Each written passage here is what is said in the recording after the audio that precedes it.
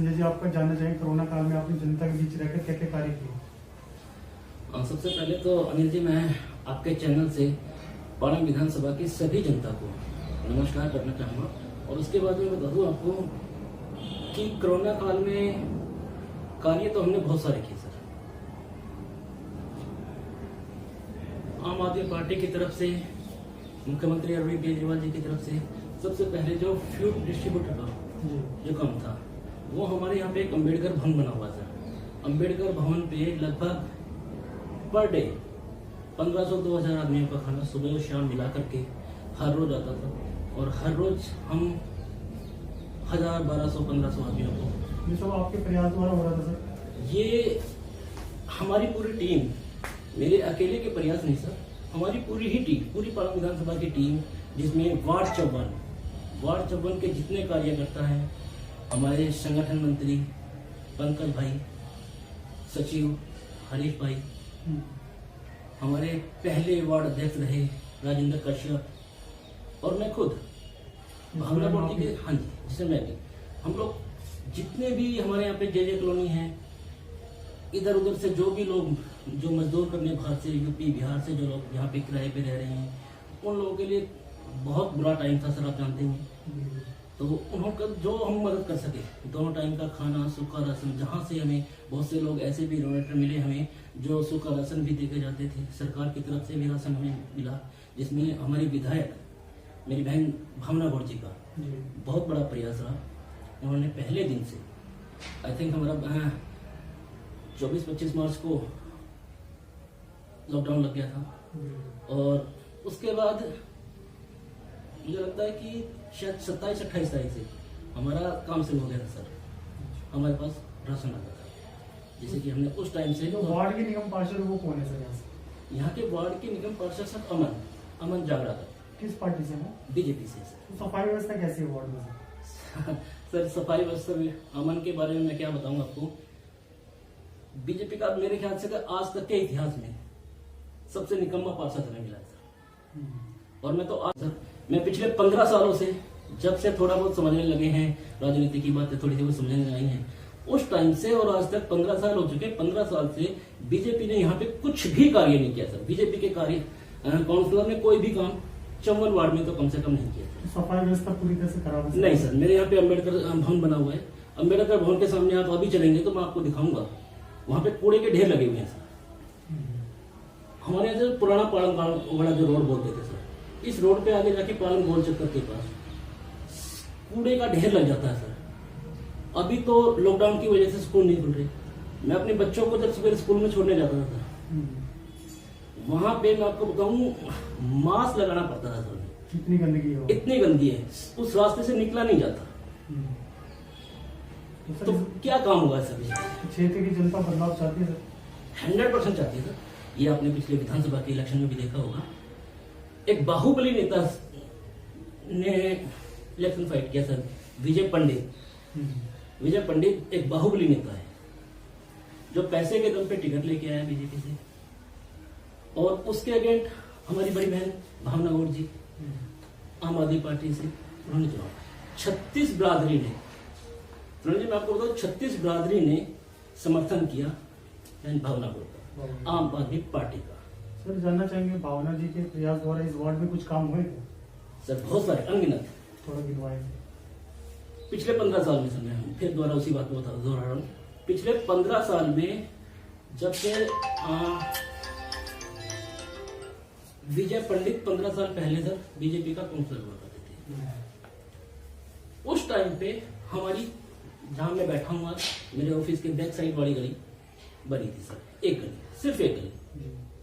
15 साल के बाद आज हमने विधायक बहन भावना गौड़ की मदद से, दिल्ली सरकार की तरफ से, मैं कहता हूँ पूरा जी ब्लॉक, ए ब्लॉक, बी ब्लॉक, रामफल चौक, पालम गांव में वार्ड 54 में ही शिवालय वाली गली बोलते हैं सर उसे, शिवालय वाली गली, अंदर अनगिनत गलियां हैं सर ऐसी, जो हर गली आज बनके बहुत अच्छी साफ सुथरी तैयार हो चुकी है सर। मैं शिवालय वाली गली में, जहां पे 36 बिरादरी ने इलेक्शन होने से पहले बहन भावना गौड़ के सामने ये शर्त रखी थी कि आप हमारी गली में आके देखो, यहाँ पे पानी भर जाता है सर, 2 बूंद बारिश होती है तो उस बारिश में यहाँ पे गोटा गोटा पानी आ जाता है सर। इतनी समस्या थी। आज वो समस्या है नहीं ये सर, सब खत्म हो चुकी है भावना जी के ये प्रयास- सब भावना जी के प्रयासों द्वारा है, आम आदमी पार्टी की प्रयासों द्वारा है। सर 2022 में नगर निगम चुनाव होंगे, आपकी इच्छा रहेगी चुनाव के साथ? सर देखिए, ये तो मैं कैसे कहूँ, क्योंकि आम आदमी पार्टी के जो हमारे मुखिया है मुख्यमंत्री अरविंद केजरीवाल, बहन भावना गौड़, ठीक है, हम एक कार्यकर्ता है सर। मैं एक आम आदमी पार्टी का सच्चा कार्यकर्ता हूँ।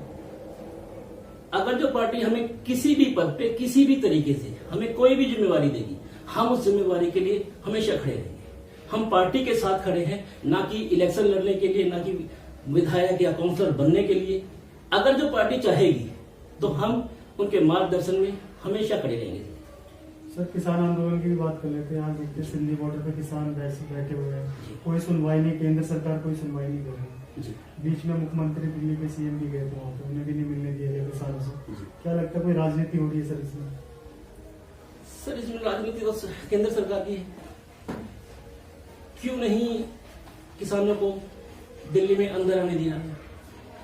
ये राजनीति है सर। उनको बॉर्डर पे रोक दिया गया, वे ठंड में मर रहे हैं सर। हमारे नेता मुख्यमंत्री अरविंद केजरीवाल उनसे मिलने गए, ठीक है, तो भी वो किसी सीएम बन के नहीं गए थे, कोई सीएम बन के नहीं गए, वो एक सेवक बन के गए। और आज भी पालम वार्ड चौवन पालम गांव की तरफ से कल हम लोग अपनी पूरी पालम विधानसभा की टीम के साथ कल टिकरी बॉर्डर पे फिर जाएंगे हम। तो वहाँ जाके क्या करते हैं आप लोग? सर हम लोग अपने किसानों के जो हमारे अन्नदाता हैं उनके लिए सर हम खाना लेके जाते हैं, उनके कंधे से कंधा मिला के हम खड़े होते हैं। क्या कहते हैं किसान सर वहाँ के? सर किसानों की सिर्फ 3 ही शर्तें कि ये जो बिल बने ये किसी की बिगर किसी से राय लिए, बिगर किसी से परामर्श लिए, बिगर किसी को बताए चुपचाप चोर दरवाजे से बिल ये पास कराएगी। जिससे किसान हित में नहीं है? किसान हित में नहीं है सर। किसान सिर्फ हम किसानों के साथ हैं। हम सब लोग ये चाहते हैं कि इन बिलों को रद्द किया जाए, दोबारा से किसानों के संगठनों के साथ, किसान कमेटियों के साथ बैठ के आराम से डिस्कस किया जाए, जो किसानों के हित में हो वे बिल पास किए जाए। हम ये नहीं कहते कि नहीं बीजेपी ने कानून बना दिया, क्यों बना दिया, कानून बनाए, लेकिन वो किसान संगठनों के साथ तो मिले, उनसे चर्चा तो करे, कम से कम उनको बताए तो सही कि ये आपके फायदे की चीज है, ये आपकी नुकसान की चीज है। किसान ही नाराज हुआ तो देश का चलेगा। सबसे बड़ी बात यही है। सर मैंने देखा आपके ऑफिस में कुछ काम हो रहे हैं, किस चीज से काम करवाते हैं अपने ऑफिस के माध्यम से? मैं आपको बता दूं, अभी अनिल भाई की कुछ मेरे यहाँ पे जैसे जेजे कॉलोनी है, पीछे हरिजन समाज है, वाल्मीकि समाज है, अंबेडकर समाज है। यहाँ के जो लोग हैं थोड़े से गरीब तबका होता है सर, मिडिल क्लास लोग कहते हैं। लॉकडाउन ने सभी की कमर तोड़ रखी है सर। बेरोजगारी इतनी छाई हुई है सर कि काम धंधे रहे नहीं। हम चाहते हैं कि एक हमारी विधायक बहन भावना गौड़ जी से, उनसे हमने निवेदन किया है कि आप किसी एनजीओ की मदद से या दिल्ली सरकार की मदद से या किसी भी तरीके से जैसे भी पॉसिबल हो सके हमें एक सिलाई सेंटर, कुछ हमारी माताएं बहनें ऐसी हैं जो सिलाई सीख के वो अपना कुछ रोजगार करना चाहते हैं। कुछ बच्चे सर, स्कूल बंद है, आप सभी लोग जानते हैं, स्कूल बंद है, स्कूलों में पढ़ाई जो हो रही है सर ऑनलाइन हो रही है। इतने एक्टिव पहले नहीं थे। मैं कहता हूँ हमारी सरकार ने सर इतना काम किया है, आज हर बच्चा ऑनलाइन क्लास ले रहा है, व्हाट्सएप से जुड़ रहा है, फोन से जुड़ रहा है, ठीक है। ऑनलाइन सिस्टम में इतना अग्रेसिव हो चुका है, इतना आगे बढ़ चुका है कि वो बहुत सारी, लेकिन फिर भी सर हर घर में मैं ये मानता हूँ, क्योंकि मैं आपको अनिल जी एक चीज और बताना चाहूंगा कि मैं पालम विधानसभा की एसएमसी को भी देख रहा हूँ। मैं एसएमसी कोऑर्डिनेटर बनाया गया हूँ बहन भावना गौड़ जी के आशीर्वाद से। और हमारी विधानसभा में सर 9 स्कूल हैं, तो 9 के 9 में देख रहा हूँ स्कूल। तो उन स्कूलों में जो हाल देखा हमने सर, मैं आपको उसके बारे में थोड़ा सा बता दूं कि हर बच्चे के पास, हर बच्चे के पेरेंट्स के पास सर एंड्रॉइड फोन नहीं है। ये सबसे बड़ी दिक्कत है सर, एंड्रॉइड फोन नहीं है। वो बच्चा कैसे पढ़ाई करे, वो बच्चा कैसे एक्टिव? स्मार्टफोन होने सर बहुत जरूरी है।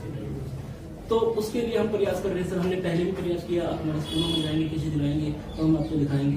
हमारे स्कूलों में हम लोग एसएमसी के थ्रू हमने चंदा इकट्ठा करके कुछ बच्चों को स्मार्टफोन दिलवाए हैं, जो पॉसिबल हो सका सर हमने उतना किया है। लेकिन उसके बाद भी हमारा एक प्रयास चल रहा है। हमने बहन भावना गौड़ जी से बताया कि दीदी ऐसे इस तरीके से हमारे स्कूलों में कुछ बच्चे हैं जो पढ़ाई पे पूरा कंसल्ट नहीं कर पा रहे हैं, तो उनके लिए हमें कोई ऐसी चीज़ दो जिससे कि हम बच्चों को एक्टिव कर पाएँ, बच्चों को अच्छी शिक्षा दिला पाएँ। तो उन चीज़ों के लिए उन्होंने हमें बोला कि मैं आपके यहाँ पे एक फ्री कंप्यूटर सेंटर खुलवा के देता हूँ। बहुत जल्द खुल जाएगा सर? ये बहुत जल्द खुल जाएगा सर, उसी के प्रयास पे हम लोग लगे हैं, तो ये बहुत जल्द खुल जाएगा सर। फ्री कंप्यूटर सेंटर खुलेगा, फ्री सिलाई सेंटर खुलेगा सर। इन प्लान पे हम काम कर रहे हैं। तो ये 2022 से पहले होगा सर या थोड़ा और समय लग सकता है? नहीं सर, पहले हो जाएगा। सर आपसे जानेंगे, दिल्ली विधानसभा में 2022 में चुनाव होंगे 272 सीटों के, जी, उस पर क्या लगता है कितनी सीट आने की संभावना है दिल्ली में आम आदमी पार्टी? सर इस बार तो बीजेपी है ही नहीं, कोई और पार्टी है ही नहीं। मैं आपको बता दूं कि पिछले इलेक्शन में, विधानसभा के पिछले इलेक्शन में कांग्रेस ने यहाँ पे अपना कैंडिडेट भी खड़ा नहीं किया था। हाँ जी, पार्लियामेंट में पिछली बार सिर्फ 2 ही पार्टी के कैंडिडेट खड़े थे, एक बीजेपी का और एक आम आदमी पार्टी का, जिसमें आम आदमी पार्टी से ही फाइट होनी है। हाँ जी, 2 पार्टी से ही फाइट है सर, और फाइट है ही नहीं, मैं तो ये कहूँगा सर, फाइट है ही नहीं, कांग्रेस है ही नहीं, बीजेपी किसी सर, आप मेरा इंटरव्यू ना लें, मैं कहता हूँ आप मेरे साथ गली गली में चलें, और गली गली में मैं एक बाइट आप नॉर्मली जनरली वैसे किसी भी राह चलते आदमी के, किसी भी एक गली के किसी भी आदमी खड़े रहते, अब एक बाइट लें, उनसे पूछें कि जब 36 बिरादरी की पंचायत हुई तो 36 बिरादरी में पूरा समर्थन पूरे गांव में एकजुट होकर बहन भावना गौड़ को जिताया। आज भी उनका यही सिद्धांत है कि हम क्या लगता है सारी बिरादरी फिर से एकजुट होंगी? सर एकजुट हैं, एकजुट रहेंगी, इससे बेनिफिट होगा आम आदमी पार्टी को 100% सर।